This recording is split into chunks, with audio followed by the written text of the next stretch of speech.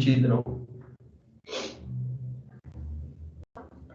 Bom, pessoal, então, bom dia. Seguindo com o tema de forças internas, já tinha dito que vou me apoiar bastante nos vídeos, que já eu produzi alguns vídeos semestre passado sobre essa parte de forças internas, e então vou deixar esses vídeos para vocês assistirem os vídeos, e a gente aqui nas aulas síncronas vamos mais dedicar a aula a discutir dúvidas e problemas, né? Eventualmente eu vou resolver um problema específico sobre esses vídeos. Nas próximas aulas vou resolver problemas específicos, ok?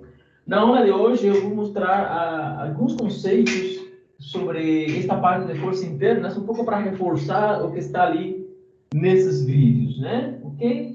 Mas eu sugiro que vocês vão lá, que eu vou deixar hoje mais alguns vídeos ali para vocês. Vocês assistam e tragam as dúvidas para cá, ou me escrevam quando tiver dúvidas. Escrevam sobre essa parte, né? Ok? Bom, na aula de hoje eu vou falar um pouco mais conceitual. O que significa essa parte de forças internas? É uma parte um pouco complicada, né? Eu sugiro que vocês estudem bem isso aí, porque não é simples. Pode ter um pouco mais difícil que a parte de treliça. Pode bastante cálculo, né? Bom, a ideia das forças internas nas vigas é mais ou menos parecida com a ideia de forças internas em treliças, né? A gente estudou treliças, quando a gente tinha uma treliça, por exemplo, apoiada, uma treliça apoiada, dois pontos, A e B, ok? Essa treliça, a gente identificava dois tipos de forças sobre elas, forças externas e forças internas. Forças externas podiam seriam, por exemplo, as forças dos apoios, ok?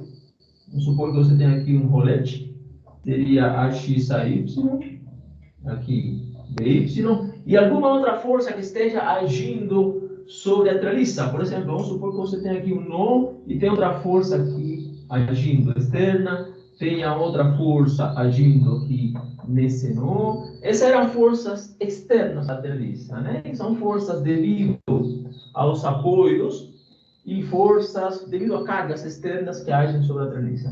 E a gente falava de forças internas. Bom, essa força aqui não faz sentido, né? A gente teria que colocar aqui um... E a gente falava de forças internas como sendo as forças nos membros, tá? Então, a gente entrava dentro da treliça para analisar as forças nos membros, e essas eram forças internas à estrutura, ok?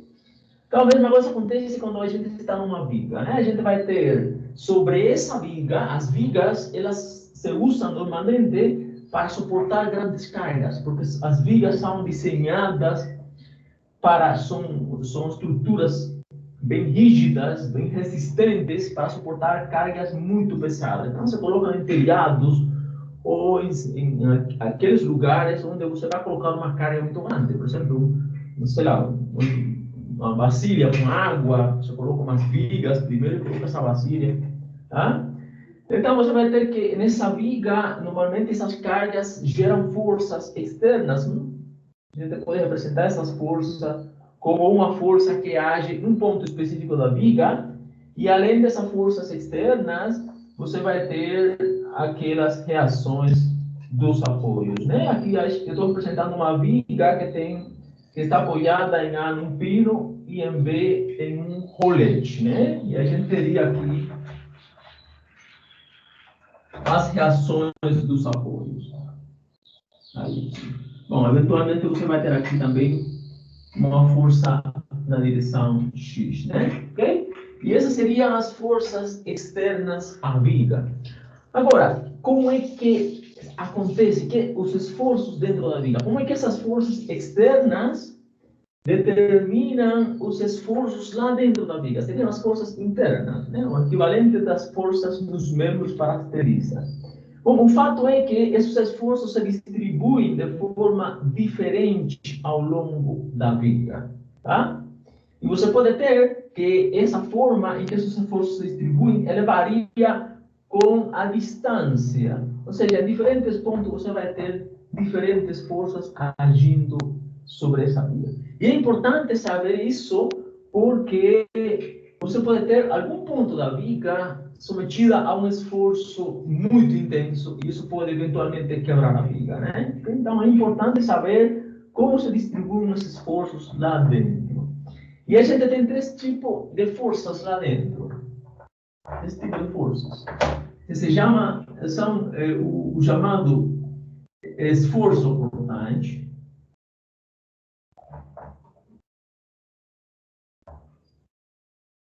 A gente tem o momento fletor.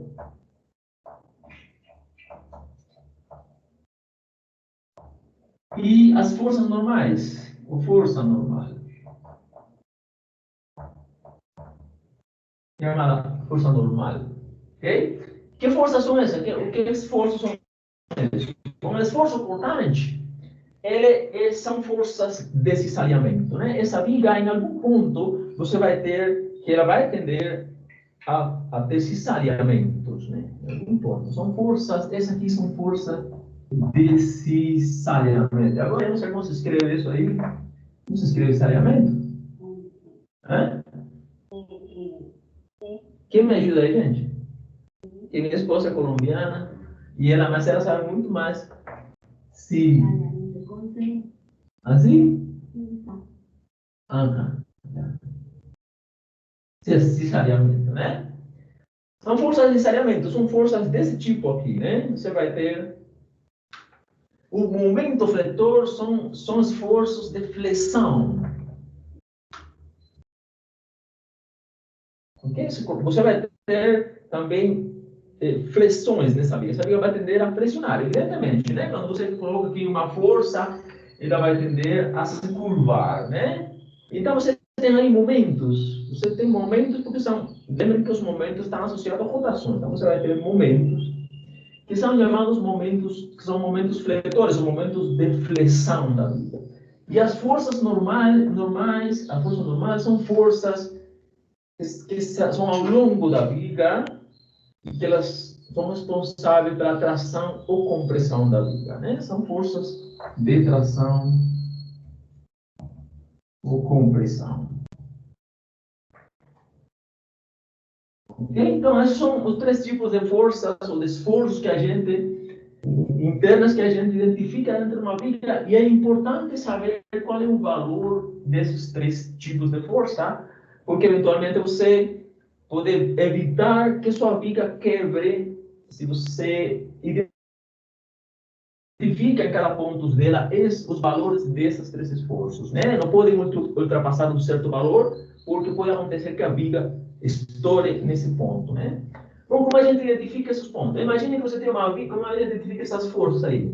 Tem uma viga que está apoiada e tem uma força externa agindo, uma carga qualquer, né? E, nesse caso, eu estou representando essa força como uma força que age num ponto específico, mas, na real, o que a gente tem sobre a viga é uma força distribuída, né? Porque a gente coloca sobre as vigas coisas, né? Ou um telhado, ou você pode, por exemplo, colocar sobre essa viga, sei lá, um tanque, uma caixa de água, obrigado. Você pode colocar uma caixa de água. Aí, você não vai ter uma força agindo num ponto da viga, você tem uma distribuição de força, né? Isso aqui corresponde a uma distribuição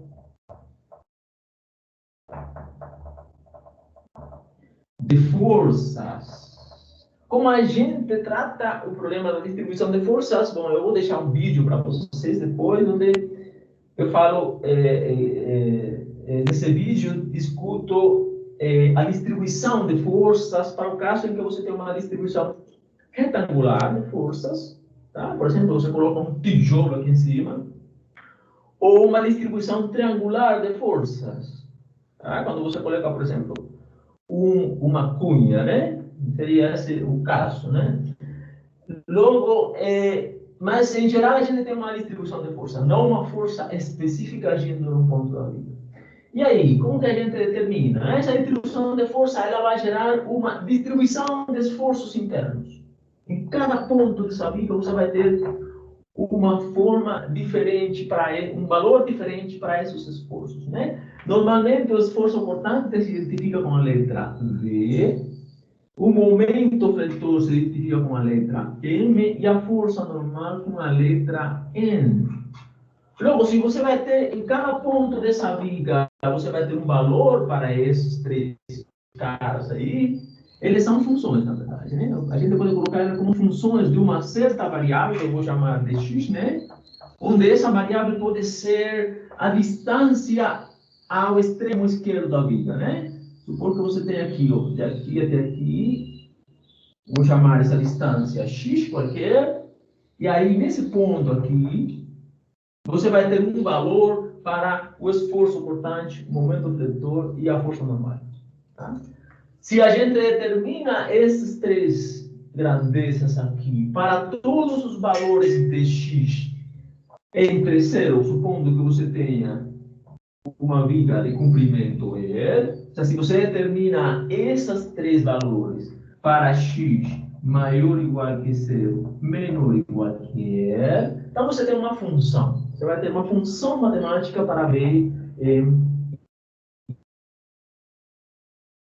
o objetivo dessa parte aqui é determinar os valores de B e N em cada ponto e fazer a função matemática, fazer um esboço da função matemática dessas três funções. Essa vai ser a prova, você vai achar. A prova dessa parte aqui.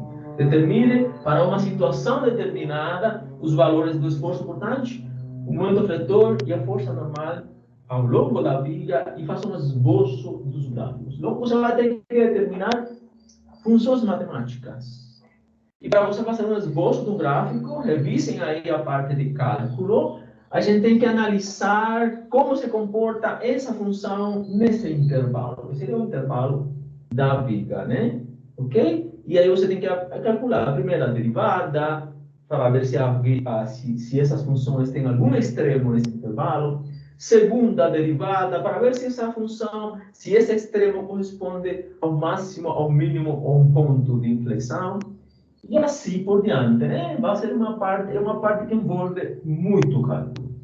Bom, eu vou falar rapidamente sobre como que a gente analisa ali num ponto específico designado por essa distância genérica x, como que a gente analisa nesse ponto essas três grandezas. Bom, a gente faz o seguinte, a gente faz o que a gente fazia no método das seções para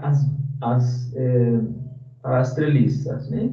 A gente corta a viga pelo ponto que a gente quer analisar. Então, você faz uma seção da viga, corta a viga para aqui, separa essa viga em duas partes. Eu vou fazer uma representação aqui.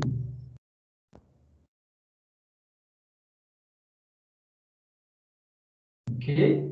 Separa em duas partes, tá? Então, aqui seria a parte esquerda da viga, essa aqui corresponderia a essa parte que está apoiada no pio e a essa parte que está apoiada no colete. A gente separa em duas partes e agora essas forças internas em relação a cada parte se convertem em forças externas.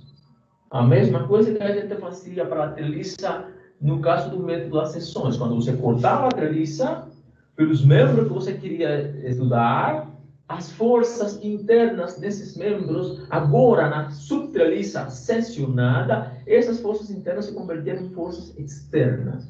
O que a gente faz agora é equilibrar essas forças externas em cada seção com as forças externas que a gente tem sobre a viga, que seriam as forças de reação dos apoios e, eventualmente, as outras forças externas que agem sobre a viga. Bom, essas forças, como a gente representa elas? O esforço cortante são forças de desalinhamento. Então, assim, tá? Logo, essas forças agem contrárias. São forças que agem em sentidos contrários.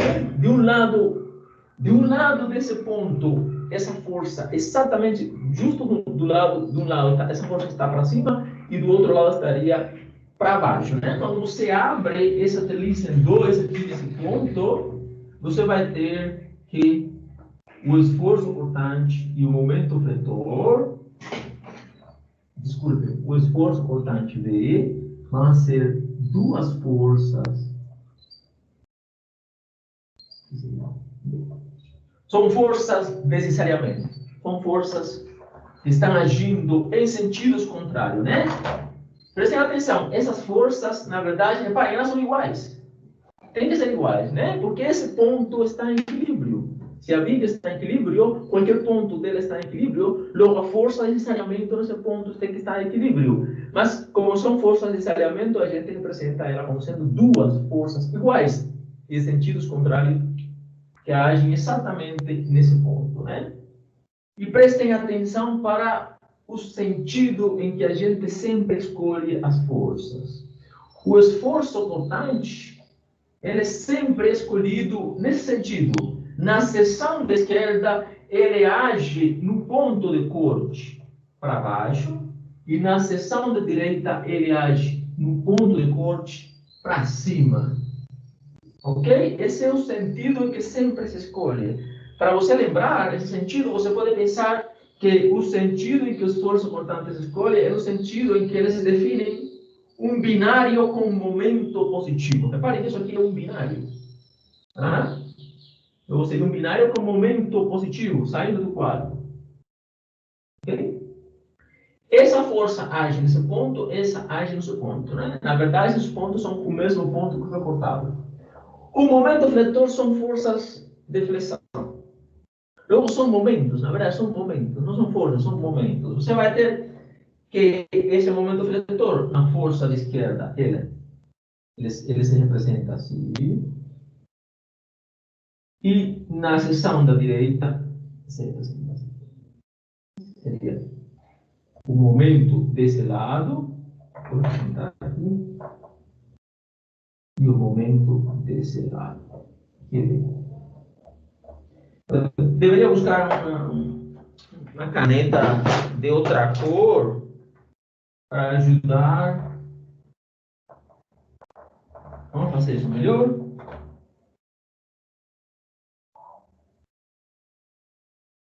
Mas, tá? Então, aí vamos representar em preto o esforço cortante, né? V e V. Vamos representar em azul o momento fletor.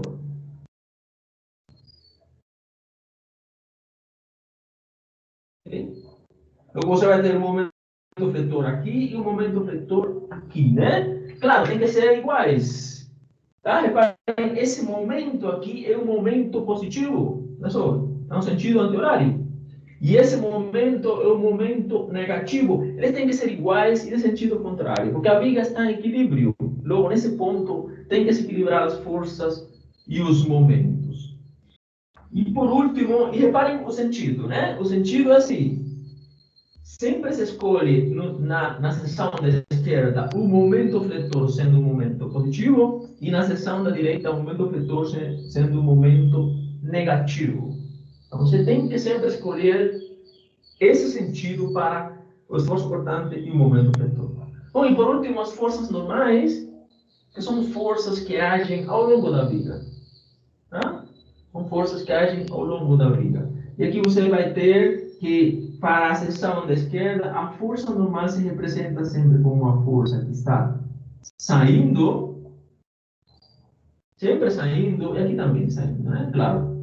Tem que ser forças iguais em módulo e de sentidos contrários, porque também, nesse ponto, a atração e a compressão da viga, ou a compressão da viga, está equilibrada, né? Ok?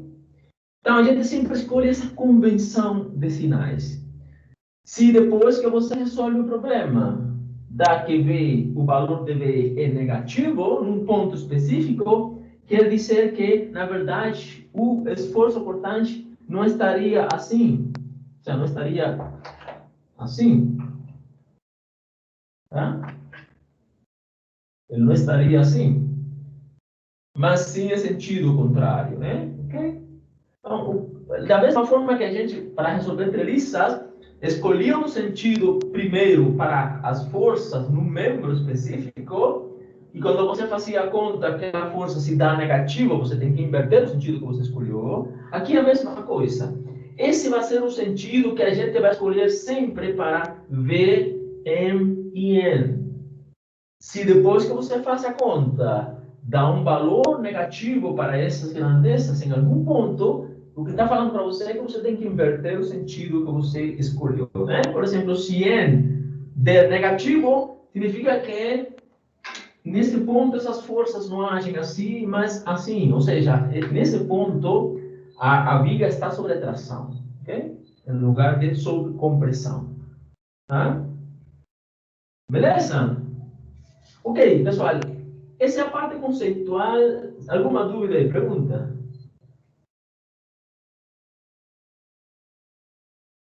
Ok, essa é a parte conceitual, né? Vocês têm que... Isso é muito importante, vocês sempre respeitar essa convenção de sinais, porque você pode errar o sinal depois, se você não escolhe de forma correta, né?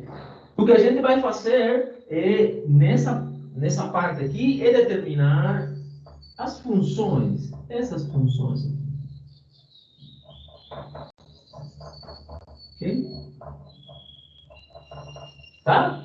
Eu tenho vários vídeos ali que eu vou mostrar, vou deixar para vocês, onde se explica as diferentes situações. A primeira situação, e não vou entrar em detalhes, vou apenas discutir rapidamente a situação, é a situação em que você tem uma força distribuída sobre essa viga com formato retangular. Okay? Normalmente se representa assim. Ou seja, é uma força constante que está distribuída sobre essa viga. Tá? Veja, para que tem uma altura constante. Como é uma força distribuída, a gente não pode falar de força em um ponto específico, né? Você tem essa força distribuída. O que a gente fala, na verdade, é de uma densidade de força, que se representa com essa letra W, né? Okay? Ou seja, se essa aqui é a densidade de força, o que a gente faz primeiro é transformar essa densidade de força em uma força específica, agindo em um ponto específico da viga, através da integral dessa densidade de força. Né? Se você tem uma densidade de qualquer coisa, e você integra essa densidade no intervalo onde essa densidade está definida, você vai ter a correspondência, a grandeza correspondente a essa densidade. Então, você tem uma densidade de massa distribuída no volume, e você integra essa densidade nesse volume, você vai ter a massa nesse volume. Você tem uma densidade de carga, ok? Para o caso de um objeto carregado, e você integra, você vai ter a carga do objeto, e aqui você vai ter a força se você integra isso aqui, no intervalo em que essa densidade está definida. Se isso aqui tiver um comprimento E, seria a integral de 0 a E. Okay? Mas repare, isso aqui, essa integral do ponto de vista matemático, é a área, essa integral aqui é a área baixo a curva definida pela função essa aqui, né? É a área embaixo da curva. Logo, a força que esse carregamento gera vai ser a área desse carregamento, né? Se é um carregamento retangular, tá? Mas seria a área desse carregamento, seria a área desse retângulo aqui. Nesse caso particular, essa função é constante. Vamos chamar de ômega zero. Ela tem o mesmo valor em todos os pontos x ao longo da vida. Logo, quanto vale a área desse carregamento? Aqui. Seria a base vezes a altura do carregamento com uma densidade de altura ômega zero, e a base vale L. Então, a força gerada por esse carregamento é igual a ômega zero por L. Muito simples, né? No caso do carregamento retangular, a força gerada por esse carregamento vai ser a área desse carregamento. É simplesmente multiplicar a base do carregamento pela altura dele. E fica simples. Ok? E a pergunta é, onde que a gente coloca essa força? Porque a gente está transformando uma força distribuída em uma única força. Onde a gente coloca ela? Bom, a gente coloca no centroide do carregamento. Essa força aqui, a gente coloca ela no centroide do carregamento. Ok? Nesse caso seria no centroide desse retângulo. O centroide de um retângulo. Bom, que coisa é o centroide? Deixa eu falar rapidamente.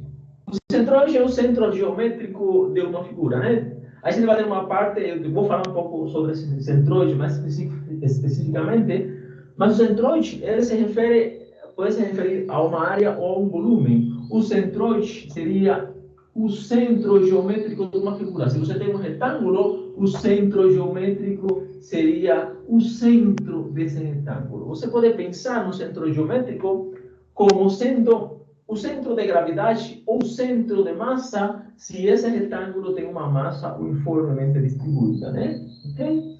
A gente coloca essa força no centroide desse retângulo, que é o centro do retângulo. Quer dizer que essa força vai agir num ponto. Deixa eu simplificar isso aqui. Essa força vai agir num ponto. Agora ficou. Ou seja, essa força F igual a ômega 0 vezes L, onde ômega 0 é a altura do carregamento, ela vai estar a uma distância L sobre 2 desse ponto e L sobre 2 desse ponto. Ok? Bom, essa é a primeira coisa que a gente faz, transformar esse carregamento em uma força. Eu não vou entrar em detalhes agora, lá no vídeo está bem explicado isso. Porque esse é o primeiro passo, reduzir o carregamento. Esse processo aqui se chama de redução do carregamento. E a gente tem a outra situação de uma força, uma viga sobre a qual age um carregamento retangular. São as duas situações mais importantes, né? Tá? Agora, esse carregamento aqui já não é mais constante, né? Esse carregamento, ele depende de X, né? Se você tem aqui uma viga de comprimento L, qual seria, não sei, um carregamento que tem uma inclinação constante, né? A equação de uma reta, ela depende de X de forma constante, ou seja, ômega, de forma linear. É uma função de X, né? Ok? Função qualquer. Depende de X. E agora a gente como reduz esse carregamento? Bom, a gente integra essa área, seria a área desse retângulo, se a gente conhece a altura aqui, se a gente conhece a altura no ponto L, vamos chamar de ômega 0, então você determina a área desse carregamento, que seria simplesmente um meio da base dessa altura, e coloca a força desse carregamento no centroide do carregamento, que tem no centroide do triângulo. Tá? Então a força seria igual a meio da base vezes a altura é essa aqui, ômega 0.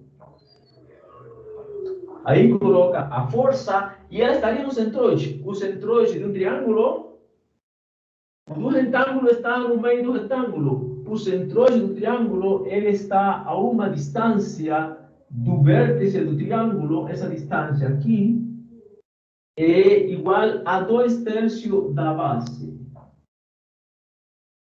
E está da aresta, ou seja, essa distância aqui é 1/3 da base. Tá? Bom, eu não vou entrar em detalhes sobre isso aí, gente. Vocês vão ver isso bem explicado no vídeo. Para esses dois casos, carregamento retangular e carregamento triangular, e o que a gente faz a partir desse ponto, em que você reduz o carregamento para uma força. Esse é o primeiro passo que a gente quer fazer, né? Depois tem outros passos, né? O processo não é simples, você tem que prestar muita atenção, porque envolve você tem que fazer cálculo, né? Muitos cálculos. Bom, na aula de hoje eu não vou entrar em esses detalhes. Vou deixar para vocês os vídeos ali, vocês vão acompanhar. Na próxima aula eu vou trazer para vocês um exemplo onde se misturam dois carregamentos, né? Porque nesses vídeos se fala apenas de um carregamento retangular e de um carregamento triangular, né? Mas é muito importante. Se você sabe resolver esses dois casos por separado, então você consegue resolver o caso em que você tenha uma mistura. Por exemplo, imagine que você tenha sobre uma viga que está apoiada, você tem um carregamento que é retangular até um ponto, ok? Até uma distância, vamos supor, até a metade da viga, ele é retangular e depois da metade ele é triangular. Ok? Aqui você tem uma mistura de carregamentos. Como a gente resolve isso aí, né? Então, a gente tem que aplicar outras. Agora, a gente tem que aplicar. A gente aprendeu sobre carregamento retangular e carregamento triangular por separados e ver o que acontece no caso em que você mistura os dois carregamentos. Né? Só para adiantar, aqui você tem que separar o intervalo em duas partes, porque aqui nesse ponto intermédio você tem indefinição ou do momento fletor, ou do esforço portante, ou da força normal. Você tem descontinuidades nessas funções. Ok? Bom, gente, alguma dúvida, perguntas? Eu não vou entrar hoje em detalhes de problemas. Na próxima aula eu vou trazer para vocês um problema onde misturam carregamentos triangulares e retangulares. Alguma dúvida, pergunta sobre essa parte aqui? Vocês têm que acompanhar os vídeos, né? Okay? E fazer os problemas. Dúvidas?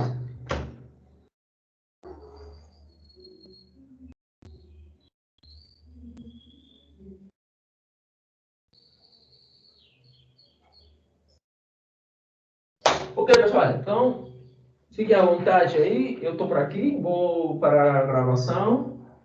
Quem quiser sair, quem quiser fazer pergunta, fique à vontade. Bom dia.